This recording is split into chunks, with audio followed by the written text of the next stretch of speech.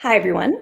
This is Julie Evenson, engagement editor for The Oregonian Oregon Live. I am here with Mike Rogoway and Jamie Goldberg. They are business reporters here at The Oregonian.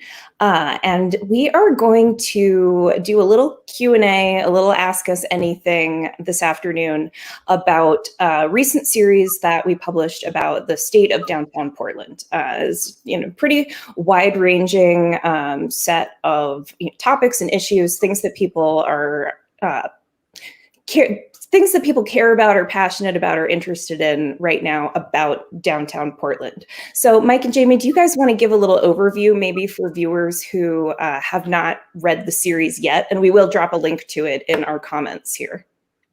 Yeah, we've obviously been writing about downtown extensively over the last year. Business owners in the downtown core have faced a lot of the same challenges that business owners elsewhere have faced just because of the pandemic. But things like no tourists, office workers going to working remotely, and then challenges that maybe have faced Portland more individually, some of the nightly protests that were downtown, this erratic vandalism that has continued this year. These are challenges we've written about, we've talked to business owners about, we've talked to people in downtown Portland about over the last year.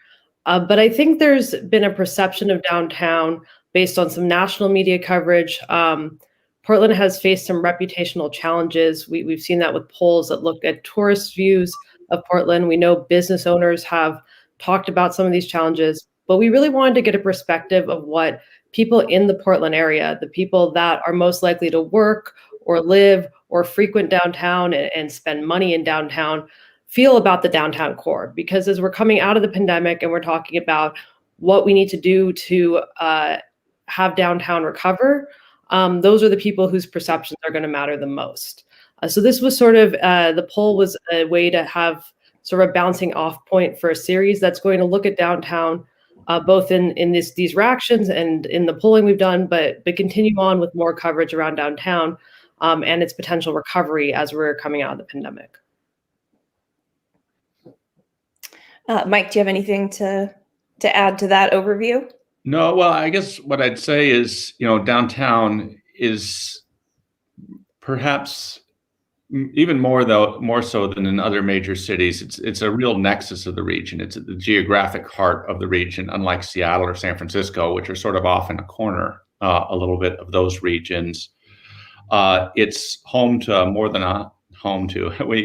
about more than 100,000 people worked downtown before the pandemic. That's 1 in every 20 jobs statewide. And it's everything from high-paid corporate lawyers to the folks running food carts. It's all income groups, it's all demographics. It's a real melting pot of the city. And it's the heart of the city's image of itself. It's this livable, walkable part of Portland's identity. It's Bearcat's called Pioneer Courthouse Square, Portland's living room. And that's our identity. And we were trying to get a sense with the poll of the degree to which our identity is changing, and whether downtown can still be that to the people living in the region. So given that, you guys have obviously spent a lot of time with this, you've collected some data, you've done your own reporting and kind of found, the perceptions and the reality. What has been your biggest takeaway in the process of your reporting on this issue? I think, Portlanders have a more nuanced understanding maybe of what's going on in Portland, not surprisingly, than the people, watching cable TV news nationally. In people's own neighborhoods, whether they're in Portland or in the suburbs, the vast majority, I think 83% of people living in the Portland city limits feel safe in their own neighborhoods. But a much smaller share of people feel safe downtown, particularly downtown at night. And there's been a real decline in people's appetite to visit downtown. People say even people who were regular visitors downtown, a fairly high percentage of them say they don't anticipate coming back downtown at all after the pandemic. And that's really concerning because downtown, thrives on foot traffic. It thrives on office workers. It thrives on people coming to eat, to see soccer games, to go to the theater, to see concerts. And to the degree that it can no longer draw from the region, it's an economic blow. So digging into that data a little bit, though, I recall reading in the poll that among that group of people who say they don't feel safe downtown, many of them had not been downtown during COVID. Is that correct? Yeah, I think a large percentage haven't been downtown or have been down significantly less times during the pandemic than they maybe were before. And so I think that is an important thing to note. I think at the same time, we have to recognize that perception does matter. We talked to a Portland State University criminologist who said what's going to matter for the recovery is the perception, because if people perceive downtown as unsafe, and I believe 63% said it was less safe now than it was a year ago, those people might be less likely to come downtown.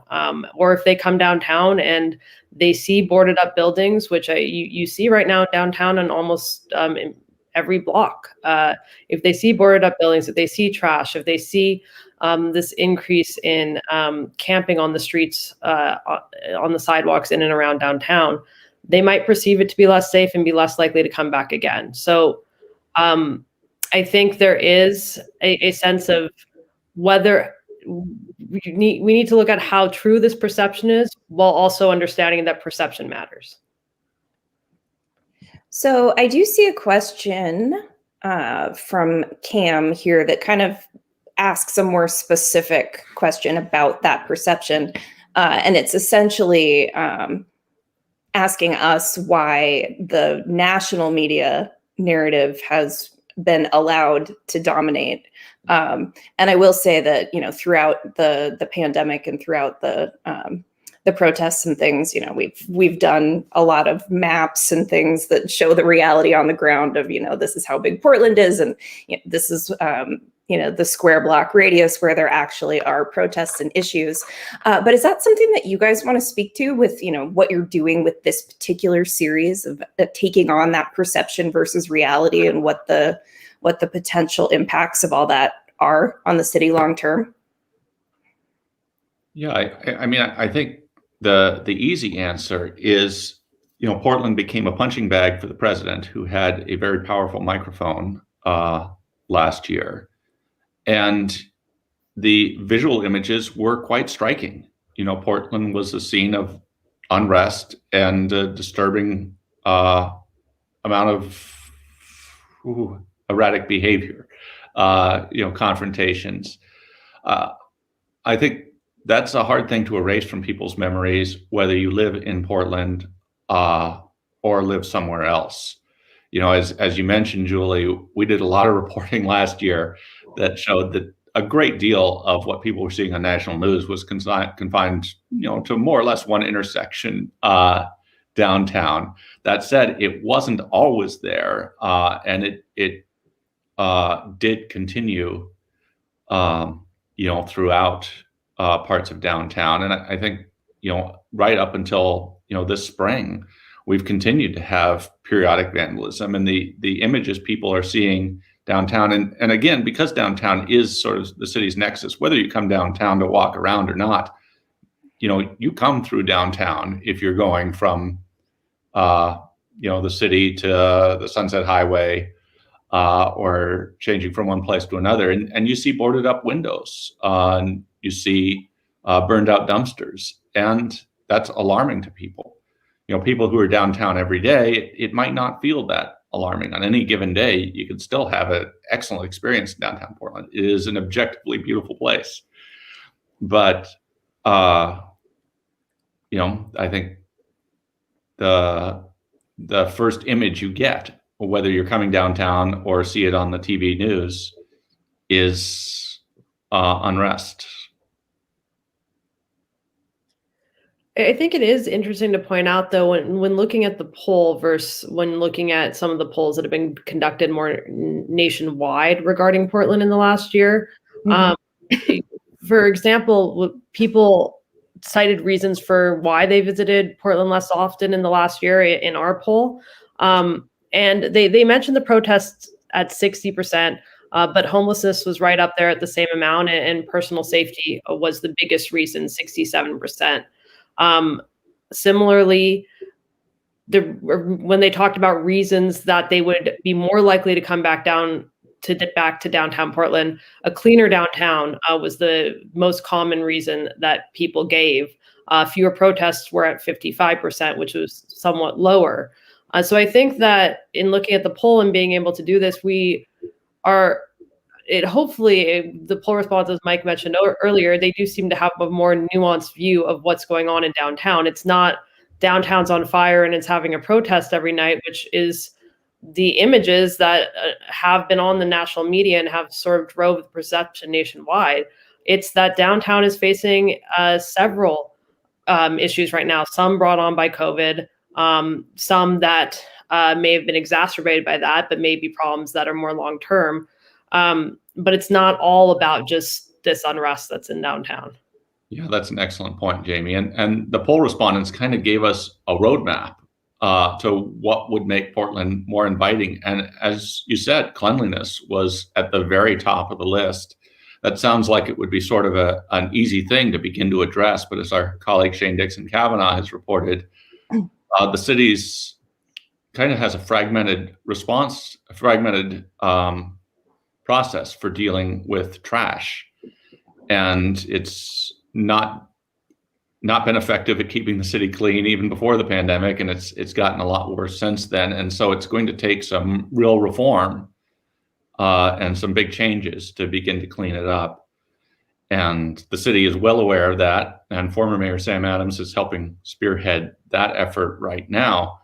But it's not going to be overnight. It's not going to be easy. As I think Shane reported, the city estimates it'll be 2 years before the accumulated trash from the pandemic era gets cleaned up. And the pandemic also forced some changes in how the city and the community at large dealt with, people in shelters and people camping on the sidewalks and things.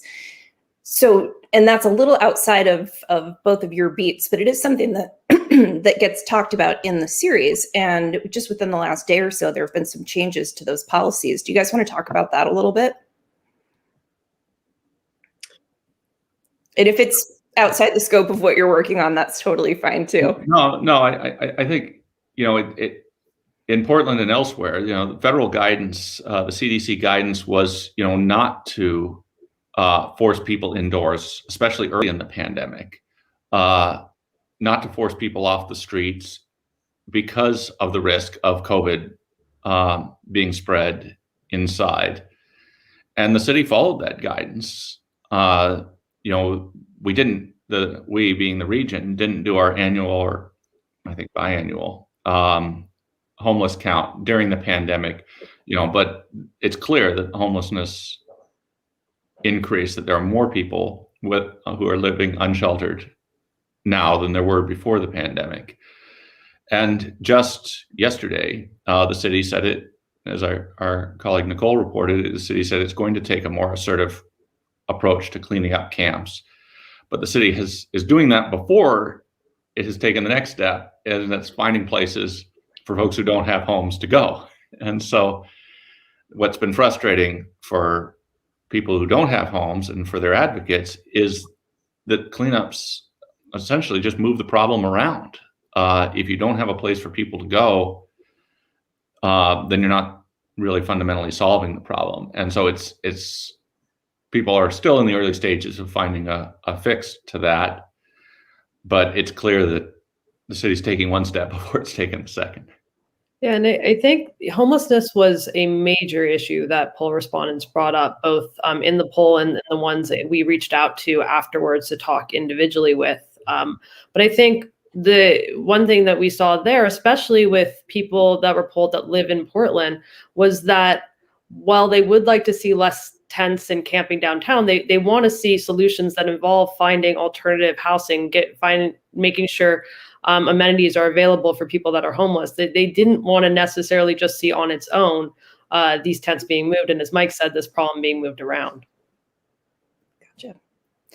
So As we're talking about the poll, let's dig into that a little bit. We got some specific questions after this series launched about, how that poll was conducted, who we talked to, and you guys have referenced some of those findings that, it's much more nuanced than what you might see if you skim past the headline on Twitter and don't actually click in and, read the story and read everything that poll found. So I guess that's kind of a two-part question, how was it conducted? But also, what were some of the things that were found that were either surprising or that you really want people to take away, even if they don't read the whole series necessarily? Well, I'll talk a little bit about the methodology, and then Jamie, maybe you can talk a little bit about some of the takeaways, if that works. What we did is we hired DHM Research, which is a longtime Oregon pollster who's worked for many news organizations and is, including us before, and frequently polls political races, things like that, as well as policy issues. In this case, we weren't interested in sort of horse race coverage, who's ahead on the city council, so much as we were trying to get a sense of what people think of this issue downtown and what they would like to see done to address it. So we had DHM survey 600 people throughout the metro area, the 4-county area, Clark, Washington, Clackamas, and Multnomah. Half of the people sampled were inside the Portland city limits, but that's not how many people that's not proportionate to the number of people who actually live in the metro area. And so we reported the results in two ways. One is what people proportionally think in the metro area. And the second way is what people just living within the city limits think. And as with other polls, you can't poll absolutely everybody. So what you try to do with this is to get a representative sample of the population. You want gender, age, racial and ethnic groups represented, as well as geographic population. So DHM conducted the poll both by phone and online because it's now impossible to reach everybody by phone. Everyone's sort of fragmented in where they are. And they continued polling until they had a demographic sample that matched the metro region. And yeah, those were the results. I'll say two more things. That every poll has a margin of error based on the sample size and the larger population that you're sampling. So for the full poll, the 600 people, it had a margin of error of 4%. We had a sample size of just 300 for the city of Portland, so the margin of error was higher, 5.7%. And that's in line with what you see, if you're somebody who follows politics and you see a national poll for a presidential race or something like that. I think between 3 and 5% is pretty standard. So that's not a large number. It's not a small number. Yeah, it's true. And for something like this, we're interested in directional indications. Obviously in an election, you want to know who's going to win. In this case, we were interested in broad senses. And I think the results showed that. There were very few issues that we asked about where people were, it could go one way or another on that, or it's really close, like safety. People overwhelmingly feel safe in their own neighborhoods. They overwhelmingly don't feel safe in downtown Portland at night. Those were clear directional indications. Right. And I see a question in the comments from April. She's asking, what does that 4% actually mean? And it's margin of error. And Mike, you can correct me, but essentially what that means is the overall results could be 4% higher or 4% lower than what we found in our poll, but it's pretty close. Yeah, it's supposed to be. Polling science suggests that with a sample that matches the demographics of the region of this size, that there's a 95% chance that the results would be within either 4 points higher or 4 points lower of the results that we get. I think to mention the other question you had earlier about some of the takeaways from the poll. I think we've touched a little bit on that, but one thing that stands out is that the vast majority of respondents, both in Portland and in the metro region, said that both downtown is important to them personally, and that downtown, even in a higher percentage, said that downtown is important to the region's economy. And so we're sampling people that clearly have an interest in wanting downtown to succeed, not just people that for the most part, that have already written it off. We talked to, and you guys have. They want to create. They want a roadmap, and as Mike said, they laid out a roadmap of ways that they could see it get better. At the same time, there was not a whole lot of approval for how City Council has handled both homelessness and how they've handled the protests. So the people we are polled, for the most part, are people that care about downtown. They want to see change happen, and they don't, for the most part, think the City Council has done enough in two of the major areas that they consider issues that have to be addressed.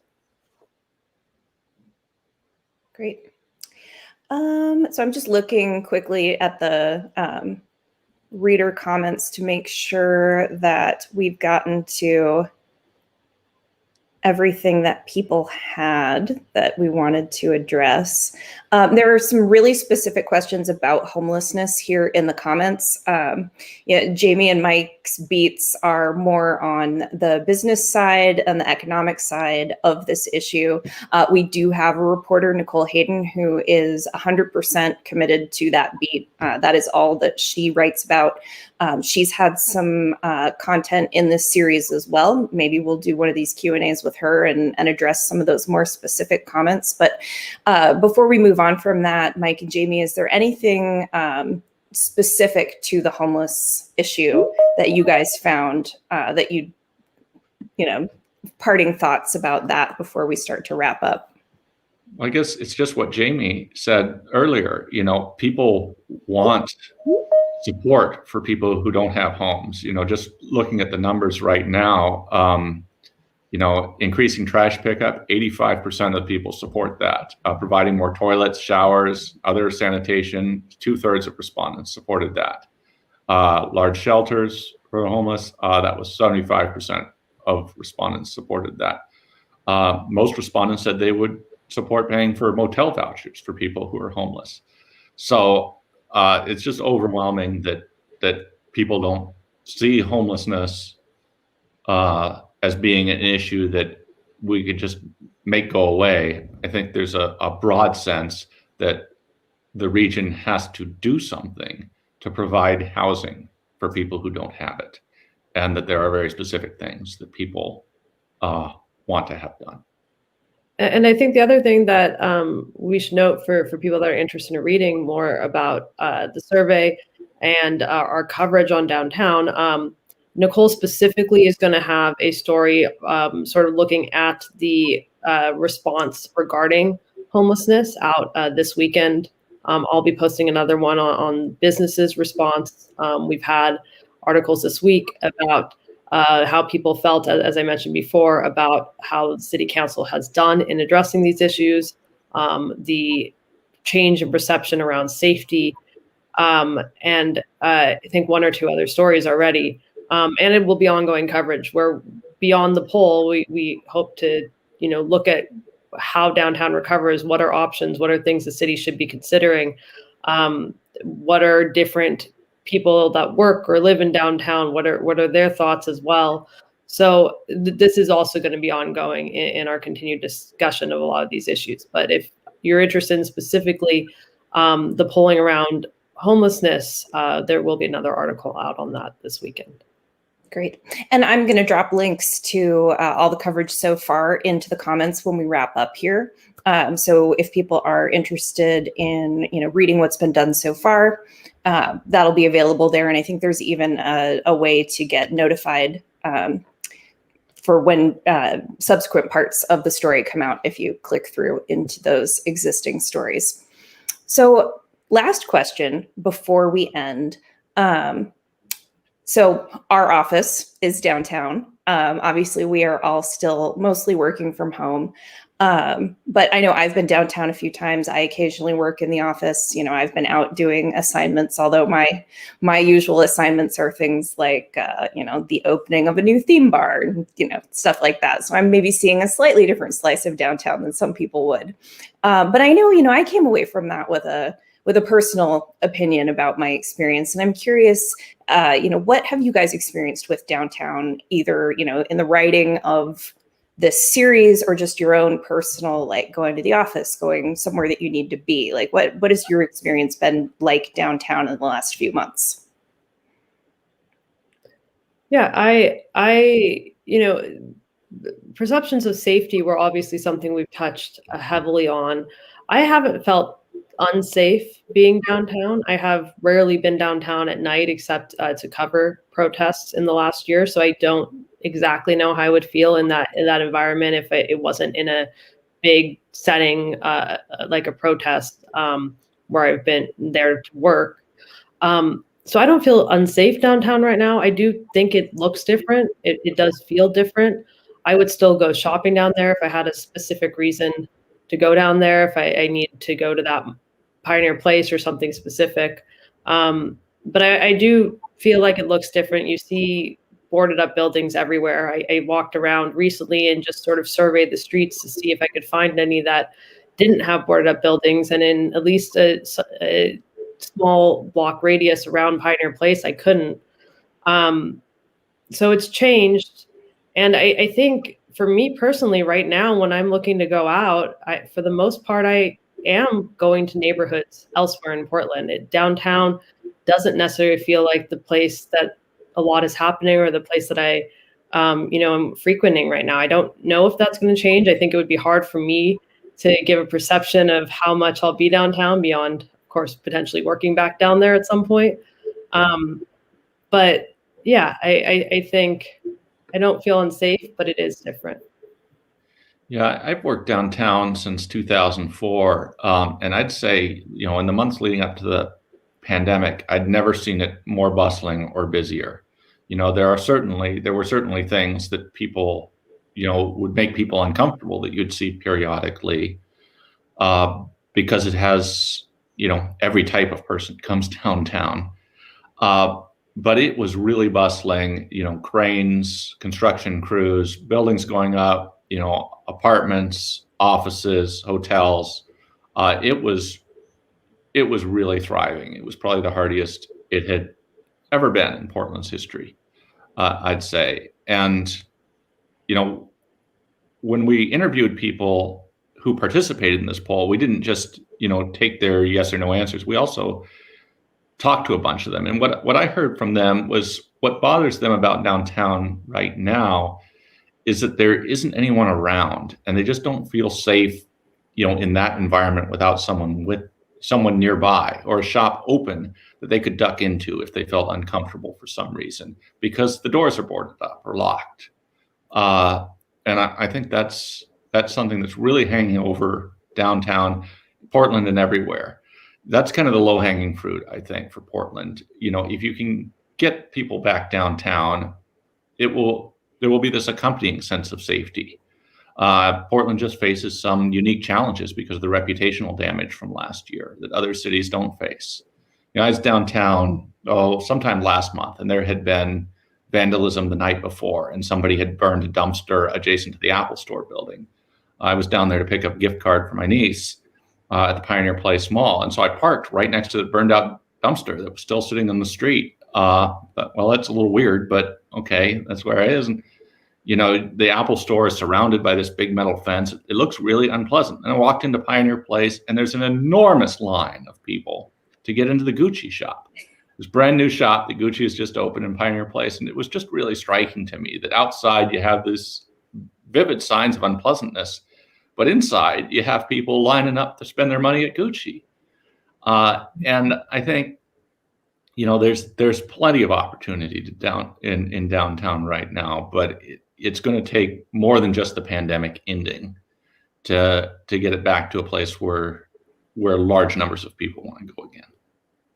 I think one thing that just talking to people for the stories we've written so far, there's a lot of people that are just very optimistic as office workers come back. We're going to see this big change to downtown, and a lot of the issues we're talking about may just go away because of that. Like Mike said, there will be people back. When that's going to happen, I don't know is entirely clear.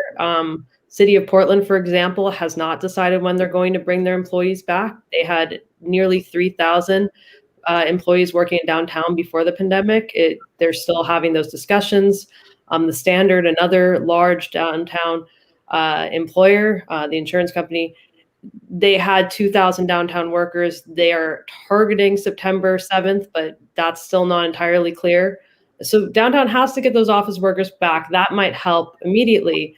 But then in talking to economists on the other side, there was this feeling that Portland also has to address the issues in downtown before bringing people back. You don't want to have people come back to a downtown that feels different, that feels uninviting, that feels unsafe, and then have them not want to come back after that. So there's a few different issues going on here. Yes, the pandemic receding could lead to some immediate improvements, but there are things also that I think people feel that the city needs to do to get to a point that as that happens, downtown is also an inviting place to be. Great. Well, thank you both. As people watch this, obviously this will be up on our Facebook page. If you are not watching it live and you have questions, still please do leave them in the comments. We will come back and answer them in writing if we possibly can. I'll also put some links to the series in the comments here. And as Jamie said earlier, we do have additional stories coming in the series from her and from Nicole Hayden tomorrow and this weekend. And yeah, thanks for spending some time with me, Mike and Jamie.